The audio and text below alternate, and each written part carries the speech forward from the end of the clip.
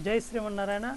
మన వెంకటాద్రిపై కార్యక్రమాలు అనేకం చేసుకున్నా సరే విశేషమైన ఫలితాన్ని ఆలయం అభివృద్ధి చెందడానికి, భక్తులు మంచి అభివృద్ధి పదంలో నడవడానికి కూడా చాతుర్మాసం అనేది కీలకంగా మనందరికీ చాలా దానివల్ల మనం భక్తులు అభివృద్ధి చెందుతున్నాం.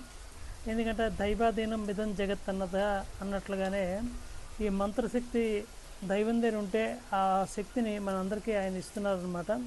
తద్వారానే మనం ఇంచుమించుగా ఆలయం అన్ని గ్రాంట్లు ఉన్నా సరే అభివృద్ధి చేసుకోవడం కూడా కొన్ని సమయాల వల్ల అప్పుడు ఇబ్బంది పడడం జరిగింది.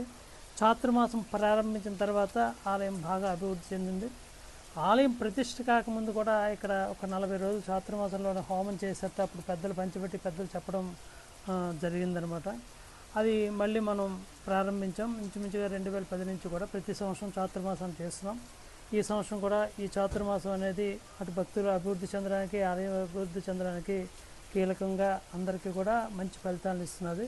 తద్వారా రేపు స్వామి శ్రవణ నక్షత్రం, రేపటి నుంచి కూడా మనం ఒక 16 రోజుల పాటు రోజు శ్రీనివాస హోమం, విశేష హోమాలు, సుందరకాండ హవనం ఇవన్నీ కూడా చేస్తాం అన్నమాట. కళ్యాణం కూడా చేసుకుంటాం. తప్పకుండా అవకాశం ఉన్న వాళ్ళు మీ తిదివార నక్షత్రాలు ఏదో చూసుకొని భక్తులందరూ పాల్గొంటారని మా విజ్ఞప్తి. జై శ్రీమన్నారాయణ.